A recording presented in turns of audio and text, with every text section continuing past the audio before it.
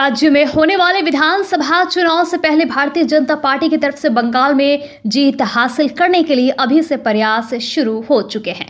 बंगाल में संगठन को मजबूती प्रदान करने के लिए हर जिले में भाजपा की तरफ से कई अभियान के साथ कार्यक्रम आयोजित किया जा रहा है।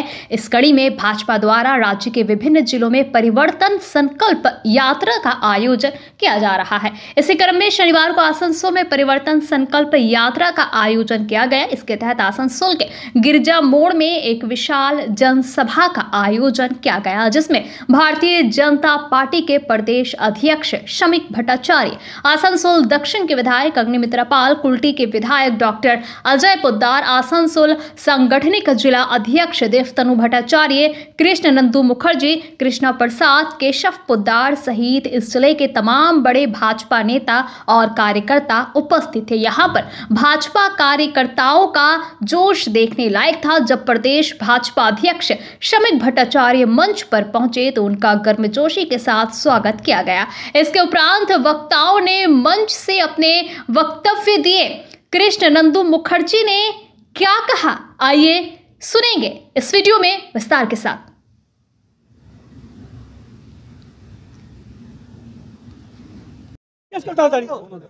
কমিশনের ভূমিকা নিয়ে আপনি উদ্বেগ প্রকাশ করেছিলেন, তারপরে আমি উদ্বেগ প্রকাশ করিনি। আমি যেটা প্রকাশ্যে বলেছি, বিজেপি প্রকাশ্যে বলছে যে এসআইআর চলছে, এটা একটি সাংবিধানিক সংস্থা, নির্বাচন কমিশনের দায়িত্ব। বিএলওরা দিকে দিকে আক্রান্ত হচ্ছেন, বিএলও করা হচ্ছে, পঞ্চায়েত অফিসে তুলে নিয়ে গিয়ে ক্লাব ঘরে বিভিন্ন জায়গায় তৃণমূল অফিসে বিজেপিকে ঘেরাও করে তাদের স্বামীদের আক্রমণ করে, কোন কোন ক্ষেত্রে গান পয়েন্টে তাদের দিয়ে ফলস স্টেটমেন্ট আপলোড করা হচ্ছে। বিএলওকে সুরক্ষা দেওয়ার দায়িত্ব নির্বাচন কমিশনের। 12 জন অফিসার শুনছি পাঠিয়েছে, কিন্তু দিল্লিতে বসে থাকলে হবে না। আমরা দাবি করছি যে জ্ঞানেশ কুমারকেও আসতে হবে কলকাতায়, কারণ সারা ভারতবর্ষের রাজনীতির সঙ্গে পশ্চিমবঙ্গের রাজনীতির একটা মৌলিক পার্থক্য আছে।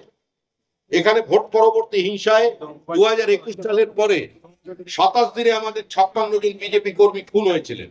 আপনারা বিহারে নির্বাচন দেখলেন, হরিয়ানায় নির্বাচন দেখলেন, দিল্লির নির্বাচন দেখলেন।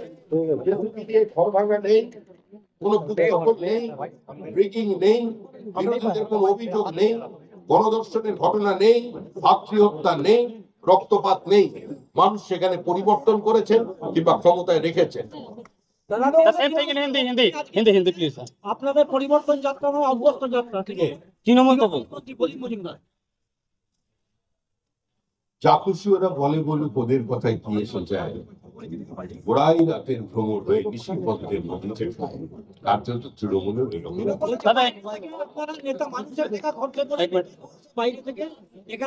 আমাদের টাকা আমরা খরচা করছি, আমাদের টাকা আছে, আমরা খরচা করছি। রাজনৈতিক দলের টাকা থাকে, রাজনৈতিক দল টাকা তোলে, রাজনৈতিক দল চাঁদা তোলে, ওদের থেকে টাকা নেয়, কিন্তু আমাদের দলে যে টাকা উঠে সেটা নেতাদের চলাফেরার জন্য আর পার্টি অফিস তৈরিতে খরচা হয়।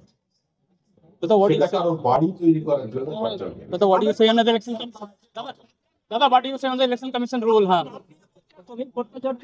তিনি মাইলেজ পাওয়ার জন্য কখনো বলছেন 20 লাখ বাদ, কখনো 40 লাখ বাদ। আমি কোনো সংখ্যা কোনো সময় বলিনি।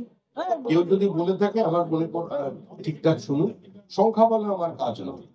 আমি তো জ্যোতিষী নই, টিয়া পাখির খাঁচা আমার কাছে নেই। কি করে বলবো কত বাচ্চাদের বলুন? আমি ভবিষ্যৎ নষ্ট হয়ে গেছি। সুতরাং একমাত্র বলতে পারি নির্বাচন কমিশন তারা ড্রাফট ভোটার লিস্ট 9 তারিখে বার করুন।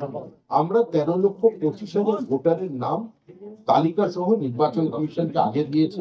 আমাদের কর্মীরা কাজ করছেন, তারা আরো কিছু নাম এরকম তুলে দেবেন।